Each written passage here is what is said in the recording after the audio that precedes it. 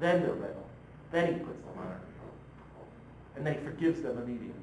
I just finally got to my head. It was banging in my head. Boom, Jeff, think. You're not here as a punishment. So I got through that story, and I thought, I've got to read the rest of this Quran. The man who wrote this, I thought, was genius. Or at least up till now. I had to figure out, okay, you convinced me. We're not here as a punishment. I get it. Then why are we here? Make sense of it to me. So I began reading the Quran, verse by verse, line by line, word by word, looking for anything that would hint in that direction. Are you following me? And now I'm going to try to summarize quickly, sort of, what happened. In that story, I noticed, is this thing working, guys? In that story, I noticed, could I try this now? Okay, in that story, I noticed it was emphasizing many things. And I'll just write down some of them. One is humans are going to suffer on earth, right? Suffering seems to play some major role in mankind's drama on earth. Two, next thing that came up was emphasized in the story, human intelligence, human intellect, in response to the angel's question. The angels emphasize suffering, God demonstrates superior human intellect. Next thing, choice. God, we see he doesn't put the humans on earth until they exercise their ability to make moral choices. Then they're ready to begin their earthly sojourn. Then they're ready to become his representatives on earth, if they choose the role. Other things are emphasized, divine guidance, God's forgiveness, in the form of his turning to the repentant person and helping them and assuaging them and guiding them and so forth and so on. Forgiveness and divine guidance and trying to think of other things. I usually have a whole list here. But in any case, the three that I want to emphasize right off the bat, though, the three that intrigued me were suffering, intellect, and choice. These were the things I used to argue against my mother with. Why would God put us down here to suffer? Why does he give us intellect if our minds lead us to naturally question his existence and come up with powerful arguments against him? Why does he give us choice? Why didn't he just program us to be good if he wants us to be good? Are you following me? So these were the three that interest me the most. So when I was reading through the Quran, I was really keeping alert to anything it had to say about suffering, intellect, and choice. And the first thing I wanted to wonder was, maybe I was reading into the story something that wasn't there. I hope I'm not boring you all. Sometimes I feel like I'm lecturing mathematics, and I'm down here in front of the audience, and I'm writing, and I'm getting into it, I'm really getting excited. I look at my audience, and they look like they're ready to die. So I know this has been a long talk. We've been going on more than an hour now, an hour and 5 minutes. Give me about 15 minutes, okay? But, so I was reading through the Quran. Does the Quran really emphasize these things? Maybe I was reading too much between the lines. So I stayed alert to anything that was being said about these three things. Does the Quran, I'll go through this quickly, does it really emphasize the importance of intellect, human intellect, in the attainment of faith, in our sojourn here on earth? And it definitely does.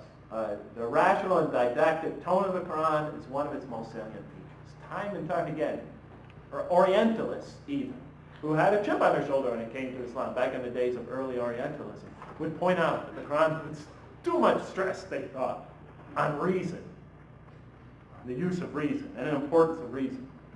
And one of the Quran's fundamental theme is that most people ignore or reject God's signs and revelations and corrupt religion. Why? Because they fail to use their reason. The Quran says it again and again. They will not use their reason. It says they prefer to follow tradition. When you tell them, why don't you use your reason, they say, we're going to do what our fathers told us to do. We're going to follow in our fathers' footsteps. And then the Quran says, what? Even though their fathers were ignorant? Will they not use their reason? We'll constantly ask that question again and again. It says that those who distort religion, they refuse to reason. There are people who do not reason. The Quran says that exactly 8 times. And then it says, Will you not use your reason? It asks 14 times. It says God reveals signs, lessons, and admonitions so that perhaps you will use your reason. It's 8 times that quote appears.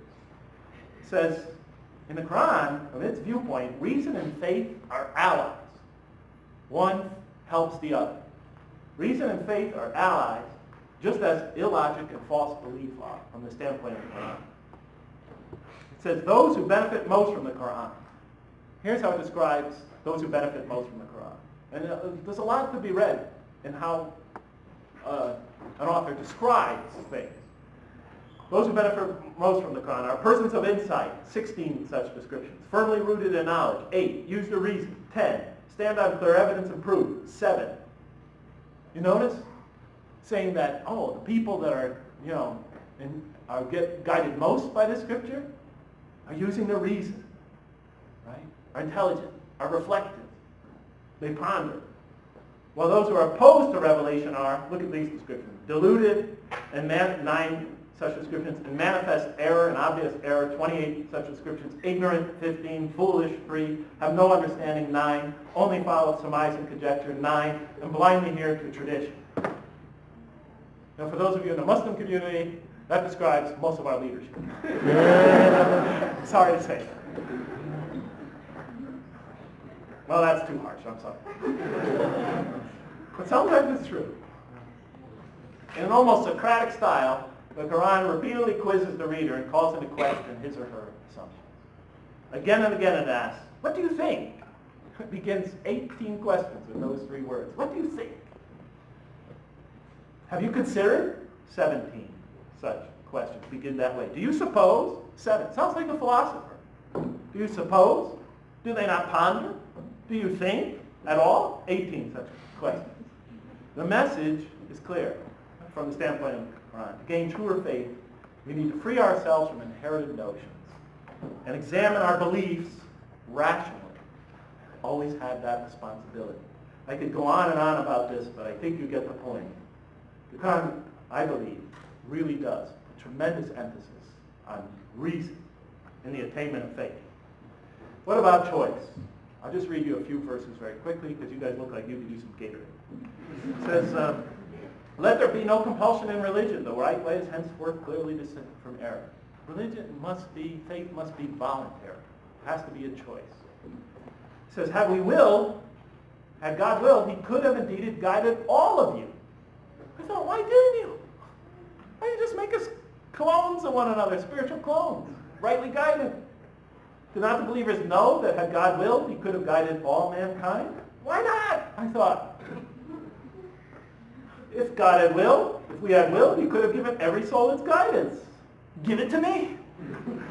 Make it clear. Enlightenment has come from your Lord. He who sees does so to his own good. He who is blind is so to his own hurt. It's your choice. You're the one who gets affected, not me. Quran is saying, I don't get affected. It affects you.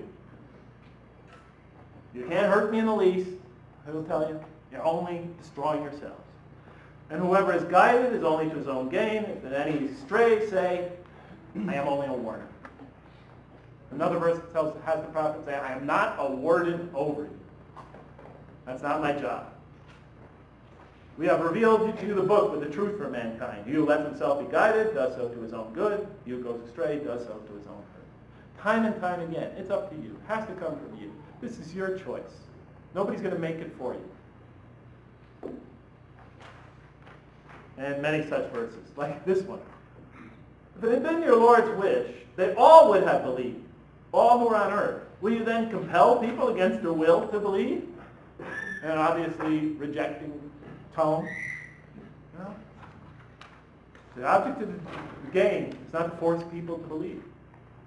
So the Quran talks about the essential choice that we all have to make. The essential role that choice plays.